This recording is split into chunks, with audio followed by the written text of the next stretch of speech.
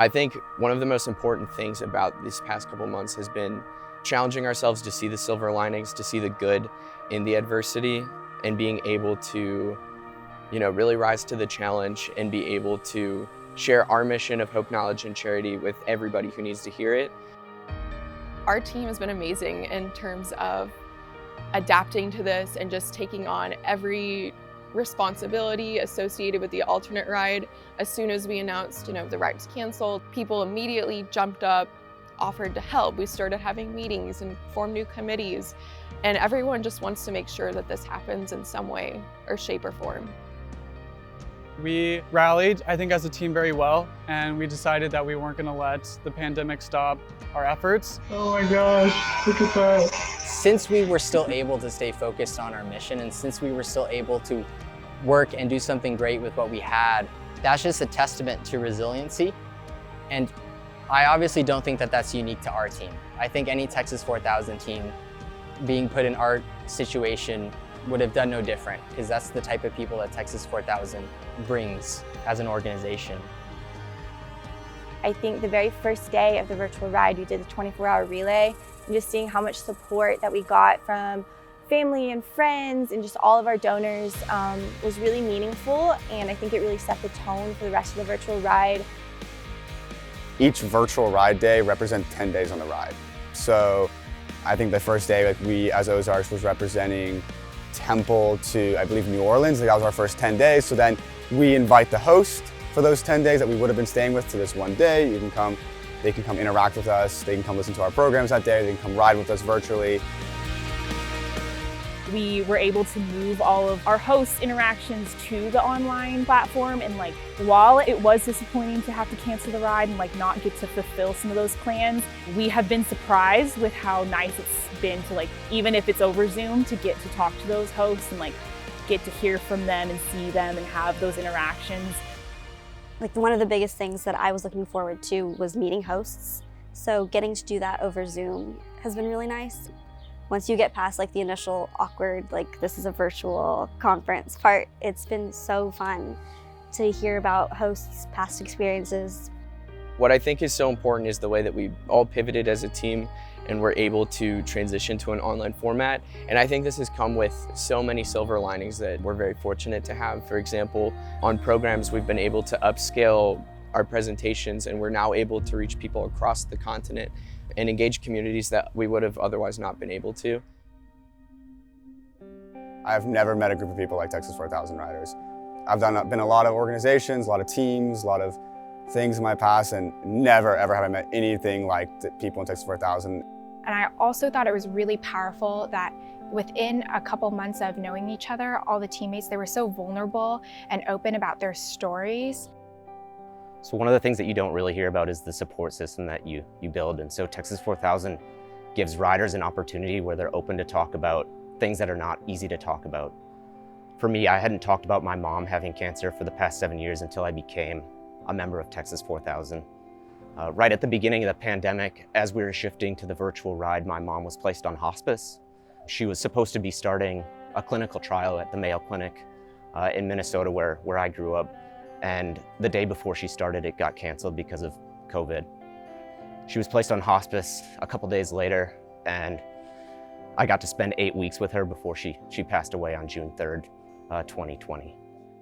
The hope that Texas 4000 gave my family when they met the riders in 2017 as they were coming through northern Minnesota, and knowing that these people were riding from Austin to Anchorage for people that they had never met like them was absolutely incredible and something that they cherished. Just because it's not happening physically doesn't mean we can't do it, and all the work we've put into it is not going to waste in any way. While I obviously wish we could have done that programming in person, I think it was really unique to be able to have it on an online platform and to be able to invite, my friends and family that obviously wouldn't have been able to, be in a small Rockies community hearing about that, but instead could, tune in online, get the information really quickly and easily. We would be in completely different parts of the United States right now, but instead we're on Zoom calls together. We're going through this adversity together. We're seeing the challenges, the ups, the downs, everything as a team. And I think that's something that otherwise we wouldn't be able to have. I really think that that's what our message is about, is continuing to ride for people, continuing to carry their stories, despite a pandemic, despite uncertainty, despite injustice in the world. We still have so much work to do, and I see the impact that we make. Every single time we ride, there are people in the Facebook comments saying, thank you for continuing to do what you're doing. When we meet with our hosts say, thank you for continuing to do what you're doing. And to me, that means everything, to know that we're still having an impact. And in some ways, we're having a larger impact than we would have with our virtual programs, which have been really exciting. Really feel that breeze. After this is done, I'm just gonna give it a pass or two with the razor. I think the comments are saying bye to the stash too. So hard to do without a mirror. You look so good. It's the quarantine cut. Everyone looks so amazing, so good. It's really great what we're doing. Yes. Always happy to hear from him. So as riders in Texas 4000, we're challenged every year to raise $4,500 at minimum. And as a team, even with the coronavirus stopping us in our tracks, we were able to raise $500,000 in the fight against cancer. The pandemic and moving in a virtual sense has really opened up the organization to new possibilities, and it will probably change the organization going forward for years to come. There is, a positive outcome in this, and that we're able to reach different communities that we wouldn't have been able to during the summer ride. There are so many healthcare inequities surrounding cancer that we as an organization can shine a light on and become advocates for. So we came up with this series called Talks with Texas 4000. It's 3 parts. So there's Match for Equality, where we encourage people to get on the bone marrow donor registry because there's such a huge disparity between different ethnic groups on the marrow registry. And then our second part is called Affording Access, and that's around the accessibility of cancer depending on economic factors. And then the last part is COVID and cancer. So we're doing that throughout the entire virtual ride.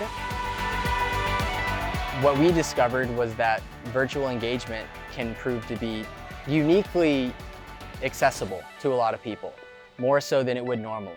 And just to see where all of our hard work with fundraising, where that ultimately goes, I think is yet again another story that we can continue to tell. But overall, it's been amazing. I've really enjoyed every moment of it. 7 a.m. Trainer rides you wouldn't think are fun, but they're actually pretty cool getting to meet your hosts. And so it's been an awesome experience. The resilience that we've kind of been forced to develop through this past year has been something that I never thought personally I'd be able to, accomplish or have, but it's something that it's going to be very useful for the rest of my life and my teammates' lives. To all the donors, to all our hosts that we got to meet, thank you so much for your support. Leadership and staff and all of our alumni for really stepping up and being so supportive on the virtual ride. To all the 2020 riders, the staff, our board of directors, I'm so impressed and proud of everyone that's involved in this organization, and I'm so happy that I had this opportunity to be a part of Texas 4000. I'm so grateful.